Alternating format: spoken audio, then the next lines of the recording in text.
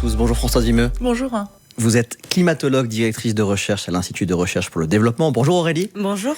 On attaque ce matin le 9e jour de canicule, 72 départements en vigilance rouge. Hier fut le jour le plus chaud jamais enregistré en France et on compare évidemment ce phénomène historique à la terrible canicule de 2003 qui avait fait 15 000 morts. Est-ce que vous arrivez, malgré tout ça, à dormir ? Alors j'ai du mal à dormir comme tout le monde parce que ça fait plusieurs nuits que vraiment il fait très chaud. Et puis probablement j'ai aussi du mal à dormir de voir cette canicule vraiment historique arriver avec un degré d'impréparation. On va en parler bien que ça, bien que en fait ça fait des décennies qu'on explique que ce genre de phénomène va arriver. Donc de vos insomnies, outre la canicule, il y a quoi ? Il y a la colère de ne pas avoir été écouté, entendu par les pouvoirs publics ? Il y a une certaine colère, je pense, effectivement, d'avoir été entendu. Oui, je pense que nos politiques entendent, je pense qu'ils comprennent même très bien la situation, mais la colère de voir finalement se fausser entre des plans nationaux d'adaptation et puis leur mise en œuvre. On arrive à peine à la fin du mois de juin, Françoise Vimeux. On avait déjà connu une vague de chaleur en mai. Est-ce que dans les alertes que vous aviez pu faire, vous aviez déjà possibilité de voir que dès 2026, on aurait sitôt dans la saison ce genre de phénomène, ou on est plutôt sur un scénario que les spécialistes vous envisagez pour 2050 ? Alors, ce qu'il faut bien comprendre, c'est qu'avec un climat réchauffé qui a atteint plus 1,3 degré au niveau mondial par rapport à l'ère pré-industrielle, ce genre de vague de chaleur rentre dans la gamme des possibles. Il aurait été impossible d'avoir cette vague de chaleur au mois de juin dans un climat non modifié par l'homme. Aujourd'hui, ça rentre dans la gamme des possibles. On est dans le haut du panier des simulations, mais on est quand même dans le panier. Et donc, pour moi, ça veut dire qu'il faut vraiment se préparer, non pas à des événements extrêmes moyens, à des vagues de chaleur moyennes. Il faut aussi se préparer à des événements extrêmes particulièrement hauts, même s'ils ont une faible probabilité d'arriver. Et le ministère de l'Éducation nationale communique ce matin sur 13 500 écoles fermées ou avec des aménagements en raison de cette canicule historique. Est-ce que l'éducation nationale est suffisamment préparée pour vous ? Je crois que la réponse, elle est dans votre question. On prend des mesures, je dirais, au jour le jour. Les écoles, les collèges, les lycées sont des bâtiments très peu isolés thermiquement. On a même des établissements scolaires qui n'ont pas de store pour se protéger du soleil. Sauf qu'à votre place, le ministre de l'Éducation, il y a quelques jours, disait que le problème, c'est que les écoles, c'est les mairies, les collèges, ce sont les départements, les lycées, ce sont les régions, et donc chacun se renvoie un peu la balle. Voilà, mais peu importe à qui la faute. Ce qu'il faut comprendre, c'est que ça fait des années qu'on dit que les canicules vont devenir plus précoces, plus tardives. Plus précoces, ça veut dire qu'elles arrivent au mois de mai. On en a vu un exemple cette année. Au mois de juin, on en vit un. Donc, on est en plein le calendrier scolaire. Et donc, on aurait pu se préparer, peu importe qui a la responsabilité de cette préparation. On est dans un état d'impréparation qui, pour moi, est sidérant. Si les accords de Paris avaient été respectés, est-ce qu'on serait dans cette situation aujourd'hui ? Les accords de Paris sur le climat qui avait été signé en France sous le quinquennat de François Hollande. Alors l'objectif le plus ambitieux de l'accord de Paris, c'est de limiter le réchauffement à plus 1,5 degré au cours du 21e siècle. On sait qu'on va atteindre ce réchauffement dans les années qui viennent à horizon 2030. Et si on était sur la trajectoire pour respecter en fait cet accord, eh bien le réchauffement ne se serait pas poursuivi ces dernières années. Donc on ne serait pas dans un état de réchauffement aussi important et probablement on n'échantillonnerait pas ce genre de vague de chaleur en plein mois de juin. Il a déjà fait très très très chaud en mai, on en parlait, là c'est terrible toute la semaine jusqu'à dimanche. Est-ce que ces vagues de chaleur dès le début de l'été laissent entreapercevoir le fait que tout l'été ça va être terrible ? Alors, il y a deux choses. Le fait d'avoir des vagues de chaleur au mois de mai et au mois de juin ne nous dit rien de ce que va être la météorologie au cœur de l'été. En revanche, Météo France fait des prévisions saisonnières et pour cet été, ce qui est dit, c'est qu'on a 50% de chance ou de malchance que l'été soit plus chaud que la normale. La normale, je rappelle, c'est la moyenne entre 1991 et 2020. Alors pour moi, c'est presque attendu qu'on soit plus chaud parce que depuis 2020, le réchauffement a continué. On est en 2026. Autre chose, c'est le fait d'avoir des vagues de chaleur précoces intenses. Ça vient en quelque sorte préparer le terrain pour favoriser des vagues de chaleur plus importantes si elles se produisent au cœur de l'été, parce que l'océan a emmagasiné de la chaleur et parce que les sols se sont asséchés. Et un sol sec, ça vient renforcer les températures pendant une vague de chaleur. Donc le risque là, si on vous entend bien, c'est que cet été, si on a d'autres canicules, elles vont être encore plus féroces que celles qu'on subit en mois de juin. Alors, encore plus féroce, je ne sais pas, mais en tout cas, le terrain est préparé pour que si on a une vague de chaleur, elle soit plus intense que ce qu'elle aurait été si on n'avait pas eu ces vagues de chaleur au mois de mai et au mois de juin. Ce qui est intéressant aussi, c'est que l'air du Sahara, il touche tout le continent, pas que la France. Il y a un rapport qui s'appelle le rapport Copernicus, qui a été publié à la fin du mois de mai, qui montre que 95% de l'Europe a connu des températures supérieures à la normale l'an dernier. 34 degrés en Norvège, plus de 30 degrés dans le cercle arctique. En fait, il n'y a plus aucun refuge climatique en Europe. Alors en fait, il n'y a plus aucune zone en Europe qui est épargnée par les impacts du changement climatique, et en particulier les vagues de chaleur. Et en 2025, on a eu dans la région de la Fénoscandie une vague de chaleur qui pour nous aurait paru fraîche. C'est quoi la Fénoscandie ? Eh bien, si vous êtes au nord de l'Europe, la Norvège, la Suède. Ce dont je parlais, le cercle arctique. Voilà. Alors, pas à dire. Au niveau de l'Arctique, c'est la région du monde qui se réchauffe le plus, et donc une partie de l'Arctique est en Europe. Et c'est d'ailleurs une des raisons pour laquelle l'Europe est le continent qui se réchauffe, un des continents qui se réchauffe le plus vite, 2 fois plus vite que la moyenne mondiale. Françoise Vimeux, vous parliez d'impréparation face à cet épisode de chaleur extrême. On va évidemment continuer à en parler, mais là, on est dans le dur, disons. Il y a un sujet qui fait beaucoup parler, notamment dans la classe politique ces jours-ci, c'est la climatisation. Est-ce que la climatologue que vous êtes dit c'est une solution miracle, la clim, ou le remède serait pire que le mal ? Alors, je pense qu'entre les deux, et il faut ouvrir le débat. Il ne faut pas que ce soit un tabou, la climatisation. Donc d'abord, je pense qu'on sera tous d'accord pour dire qu'on a besoin de la climatisation dans certains bâtiments. Je pense aux hôpitaux. Vous prenez les hôpitaux parisiens aujourd'hui, dans les vieux bâtiments qui datent du 19e siècle, on n'a pas la climatisation, on a des gens qui souffrent. C'est pas normal au 21e siècle en France. Après, quand on parle de climatisation, il y a tout un tas de technologies différentes derrière, et ça, on ne le dit pas suffisamment. Quand vous achetez un climatiseur sur roulette parce que vous avez chaud, et moi, je ne blâme pas les gens qui achètent un climatiseur. Ce qu'il faut savoir, c'est que d'abord, c'est pas très efficace. D'un point de vue énergétique, ça consomme beaucoup. Vous favorisez en fait le processus qu'on appelle des îlots de chaleur. Qu'est-ce qui se passe concrètement ? On réchauffe l'extérieur quand on rafraîchit son appartement ? Voilà, c'est-à-dire que si vous rafraîchissez l'appartement, eh bien en fait vous réchauffez à l'extérieur, parce qu'il faut un équilibre. La chaleur, elle se crée pas ou elle disparaît pas comme ça. C'est ça qu'on appelle des gaz frigorigènes ? Alors non, ça c'est autre chose. C'est que ces climatiseurs-là ont des fluides frigorigènes.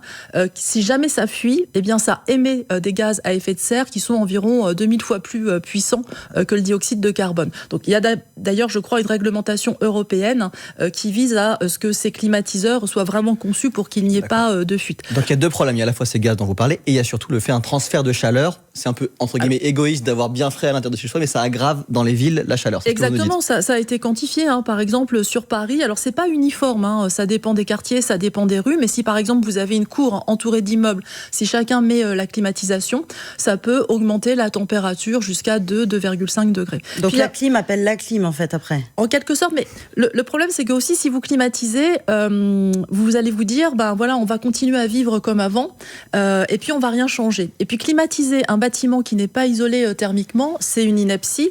Il faut isoler thermiquement, il faut se protéger de la chaleur. Dernière chose, toutes les activités ne sont pas climatisables. Vous n'allez pas aller dans la rue avec une bulle autour de vous climatisée. Donc voilà. Vous dites la climatisation pour les publics les plus fragiles, donc dans les hôpitaux, les EHPAD aussi, j'imagine. Qu'est-ce qu'on fait des écoles à l'heure où il y a 13 500 écoles qui sont soit fermées, soit qui adaptent leurs horaires ? Les écoles, c'est pas prioritaire pour mettre la clim ? Alors les écoles, la priorité, c'est l'isolation thermique. L'isolation thermique par l'extérieur, la protection des rayons du soleil, ça peut être par des stores à l'extérieur, ça peut être par des brises soleil. Après, on peut avoir recours à la climatisation de manière ponctuelle, mais on peut aussi décider que quand on a un département en vigilance rouge, eh bien, systématiquement, tous les après-midi, les établissements scolaires qui ne sont pas climatisés ou qui n'ont pas encore une isolation thermique sont fermés. Sauf que comme les canicules peuvent arriver plus tôt dans la saison, voire plus tard, on n'exclut pas des canicules en septembre, ça pose pose un vrai problème pour les apprentissages des enfants. Quand c'était limité à juillet, août, ça va, les écoles sont fermées, mais là, ça pose un vrai problème de devoir fermer des écoles. Alors là, il faut s'inspirer de ce que l'on voit dans nos territoires ultramarins, où vous avez des horaires qui sont adaptés en période de chaleur, où vous pouvez commencer l'école à 7h, à 7h30 pour la finir à l'heure du déjeuner un peu tardivement. Et donc, il y a toute une adaptation structurelle de nos modes de vie, de notre société, et on voit que là, en fait, ce sont des petites adaptations ponctuelles, et on gère une crise, alors que le changement climatique, c'est une trajectoire. Et vous lancez une alerte qui marque, vous dites qu'à la fin du siècle, le risque d'incendie en région parisienne pourrait ressembler à celui qu'on a connu dans l'arrière-pays méditerranéen. Donc vous dites ce matin que la forêt de Fontainebleau ou la forêt d'Orléans pourrait brûler. Tout à fait, en fait, ce sont des études d'évaluation du risque qui montrent que si on reste sur la trajectoire d'émissions de gaz à effet de serre sur laquelle on est aujourd'hui, on va vers un risque incendie qui existe partout en France, alors qu'aujourd'hui il est négligeable dans certaines régions, comme par exemple autour de Paris, et ce risque incendie remonte vers le nord et s'accentue, ce qui pose quand même un problème pour l'organisation de la sécurité civile, par exemple. J'aimerais également vous interroger sur ce qui s'est passé à Biarritz hier soir. Un bout de la falaise est tombé, une femme est décédée, un plongeur est disparu. Est-ce que vous pensez que l'érosion de la côte atlantique, qui n'est pas liée à la chaleur, est quand même aggravée par cette canicule historique ? Alors, c'est un peu tôt pour savoir exactement ce qui s'est passé. On sait que l'érosion, d'abord je rappelle, c'est un processus naturel qui est amplifié par l'élévation du niveau des mers et par les pluies torrentielles, et ça vient finalement grignoter les falaises, ça fragilise le tout. Ce qui est possible, c'est que les fortes chaleurs qu'on a depuis plusieurs semaines, elles aient entraîné une sécheresse importante du sol en rendant plus friable une falaise qui était déjà très fragilisée. Donc il va falloir attendre, mais effectivement la sécheresse des sols, elle peut venir être la goutte supplémentaire qui fait déborder le vase. Dans un instant, on parlera de prévention, mais pour l'instant, il est 8h45 et c'est l'info en 1 minute avec Marie Marty-Rossian. La vague de chaleur continue à déferler sur la France. Ce sont 72 départements désormais qui sont en vigilance rouge pour canicule. Le pic est attendu aujourd'hui selon Météo France avant un début d'accalmie ce soir sur la façade atlantique. Des orages également ont causé de nombreux dégâts en Charente-Maritime et en Haute-Savoie. Et 13 500 écoles sont fermées ou prévoient des aménagements d'horaires aujourd'hui. Le corps sans vie d'une femme découvert hier par les secours après l'éboulement d'une falaise en début de soirée à Biarritz dans les Pyrénées-Atlantiques. Un autre plongeur âgé de 34 ans et lui toujours porté disparu. Les recherches pour tenter de le retrouver doivent reprendre ce matin. L'état d'urgence décrété au Venezuela après que 2 violents séismes ont frappé le pays. Le bilan provisoire est de 32 morts et de plus de 700 blessés. L'aéroport de Caracas, gravement endommagé, a été fermé. Les États-Unis annoncent qu'ils vont apporter leur aide au Venezuela avec l'envoi de secouristes. Et puis l'Afrique du Sud, le Brésil et le Maroc se sont qualifiés pour les 16e de finale du mondial de football la nuit dernière. La France, déjà qualifiée, joue demain contre la Norvège, ça sera à 21h. France Info. Le 8h30 France Info, Aurélie Herbemont, Paul Larouturou. Avec Françoise Vimeux, climatologue, directrice de recherche à l'Institut de recherche pour le développement. Aurélie, on va s'interroger ensemble, on va interroger notre expert sur cette question. Est-ce que le gouvernement a bien pris la mesure du problème ? Vous parliez tout à l'heure d'impréparation. Les oppositions sont très critiques à l'égard du gouvernement. Sébastien Lecornu, dans Le Parisien, dit qu'il y a des défauts d'investissement depuis des décennies. Est-ce que le gouvernement a pris la mesure du problème ? Il enchaîne les cellules de crise depuis ce week-end. Alors, moi, je pense que nos politiques, ils comprennent bien la situation depuis un long moment, d'ailleurs. Je pense même qu'ils ont une grande confiance dans les scientifiques. Ils comprennent, mais est-ce qu'ils agissent ? Alors, vous m'avez devancé. Force est de constater que la mise en œuvre, mais même du plan national d'adaptation, qui a été... on en est au 3e plan national d'adaptation. C'était en mars, le dernier. C'était l'année dernière. Le premier plan national d'adaptation, il date de 2011, pour la période 2011-2015. Donc, on est 15 ans après. Force est de constater que pour les vagues de chaleur, alors, il y a eu des progrès qui ont été réalisés depuis 2003, avec des petites mesurettes pour éviter qu'on revive ces 15 000 décès qu'on avait eu lors de cette canicule. Mais vous voyez bien, vous sortez dans la rue, vous voyez toutes ces écoles fermées, on n'est pas préparé. Moi, je ne me l'explique pas. Je n'ai pas la réponse à la question de pourquoi Est-ce on en que est là. c'est un manque de priorité politique ou un problème juste financier parce que la France a des finances publiques dans le rouge et que du coup, l'adaptation, ça ne passe pas en priorité ? Alors je pense probablement les deux, sachant quand même qu'il y a 15 ou 20 ans, on n'était pas aussi dans le rouge qu'aujourd'hui. On n'était pas aussi dans le rouge que la carte de France aujourd'hui qui ressemble à une tartine à la confiture de fraises. Donc ce que je veux dire par là, c'est que oui, il y a un manque de volonté politique, mais qui date depuis très très longtemps. C'est pas comme si les climatologues... C'est pas ce gouvernement-là qui est responsable. Les climatologues, dès les années 70, ont commencé à alerter sur le fait que les vagues de chaleur seraient beaucoup plus intenses et fréquentes au fur et à mesure que le réchauffement augmente. Donc quand même, ça fait un moment. Et votre tartine à la confiture de fraises, on va être très concret, il y avait notamment ce qu'on appelle un fond vert qui permet par exemple de végétaliser des cours d'école, de créer des îlots de fraîcheur dont vous parliez tout à l'heure, ou de rénover des bâtiments publics, dont des écoles. Son budget est passé de 2,4 milliards d'euros en 2024 à 837 millions cette année. Est-ce qu'on peut adapter la France aux canicules avec moins d'argent qu'avant ?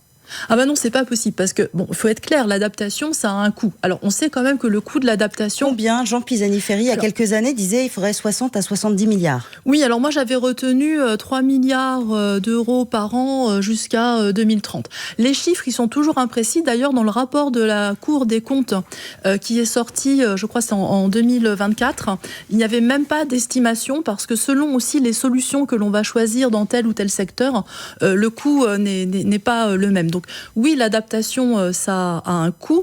Le fonds vert, c'est évidemment pas suffisant, mais si en plus vous réduisez ce fonds et si en plus vous gelez une partie, parce que je crois qu'une partie du fonds est gelée, on prend pas du tout la bonne direction. Ça paraît absolument évident. L'adaptation est une nécessité, mais il y a aussi une question d'atténuation de ces vagues de chaleur. Qu'est-ce qu'il faudrait faire urgemment pour faire baisser la température ? Alors oui, il faut vraiment rappeler que le succès de notre adaptation, il va dépendre de notre capacité à limiter le réchauffement. Pourquoi ?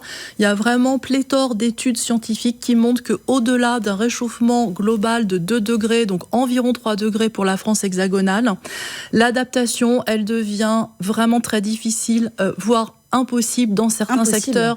Oui, voire impossible dans certains secteurs, certaines régions. Lesquels ?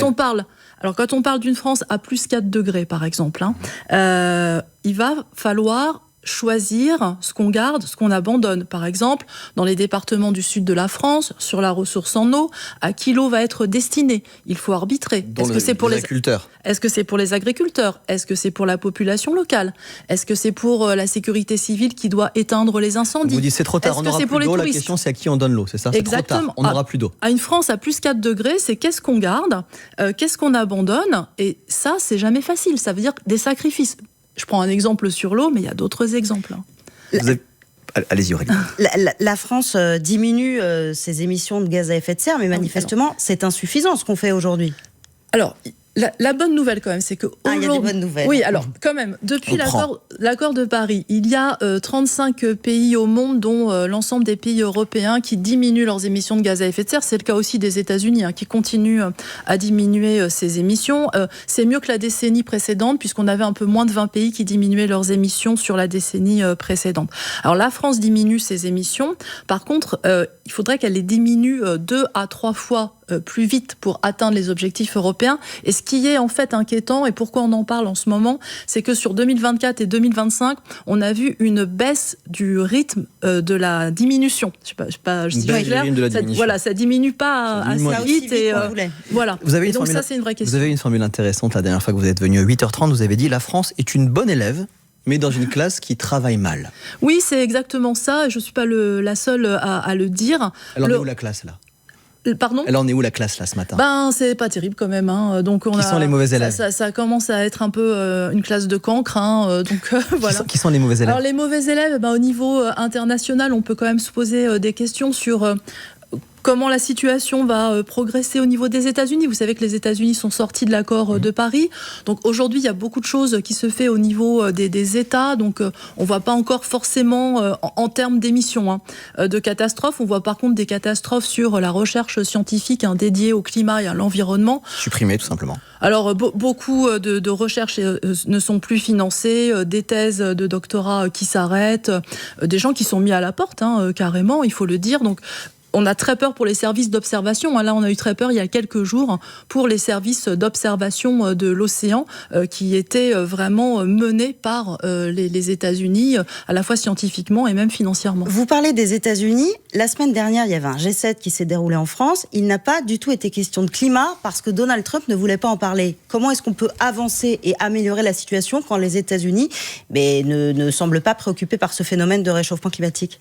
Alors moi, je poserais la question de comment on peut accepter de ne pas en parler, parce que le G7, c'est pas uniquement Donald Trump, et moi je retourne la question aux autres pays qui étaient présents. Dont le président Macron, c'était évident. Comment, effectivement, on peut ne pas en parler ? Alors peut-être que j'ai une très grande naïveté sur la diplomatie internationale, mais là, je crois que vraiment, le climat, c'est un problème global, un problème mondial.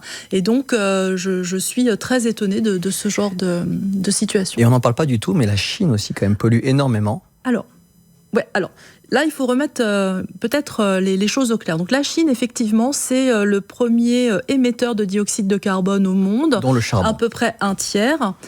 En revanche, la Chine, c'est un grand pays avec beaucoup d'habitants. Si vous ramenez les émissions au nombre d'habitants, eh bien, on a la même empreinte carbone complète que celle d'un Français. Donc, déjà, je dirais, ça calme.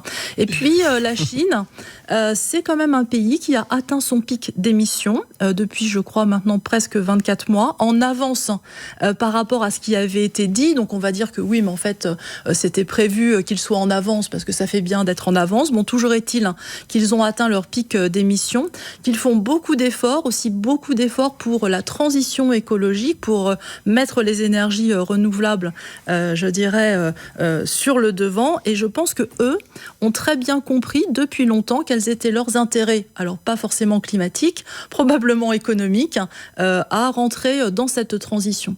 Françoise Vimeux, on a combien de temps pour essayer d'inverser la tendance et rendre la planète plus vivable ? Alors, inverser la tendance, non, ça va pas être possible. C'est trop tard. C'est trop tard. En revanche, stabiliser le réchauffement en dessous de 2 degrés, c'est encore possible. On sait que si on continue sur la trajectoire actuelle, on atteindra 2 degrés environ dans 25 ans. Mais on a la possibilité encore de réduire drastiquement nos émissions pour atteindre ce qu'on appelle la neutralité carbone. Et c'est vraiment quand on aura atteint la neutralité carbone qu'on va arrêter le réchauffement. Aujourd'hui, même si nos émissions baissent en France, on continue à émettre. Donc comme on continue à émettre, la concentration de dioxyde de carbone dans l'atmosphère, elle continue à augmenter parce que c'est un gaz qui reste un siècle dans l'atmosphère.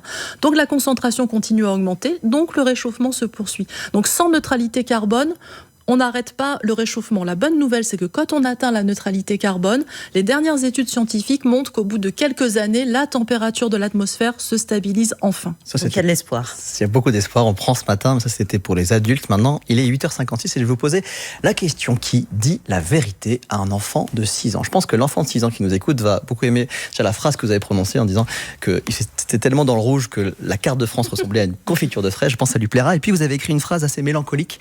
Nous ne reviendrons pas au climat de notre enfance. Comment expliquez-vous à un enfant qui va entrer en CP à la rentrée prochaine à quoi ressemblera la France de ses 80 ans si nous restons sur la trajectoire actuelle ? Je peux lui expliquer, ça va pas être ça va pas forcément être joyeux, mais un enfant aujourd'hui qui a 6 ans, il a vécu l'été 2025 qui est un de nos étés les plus chauds, c'est dans le top 3 des étés les plus chauds en France. Plus de 5000 morts. Voilà, et 5700. 5700.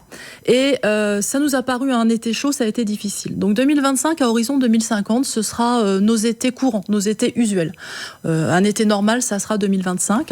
Et puis à la fin du siècle, toujours si on reste sur notre trajectoire et si on rate en fait la décarbonation, eh bien 2025, ça sera un été frais. Et on se dira un été 2025, ça fait du bien.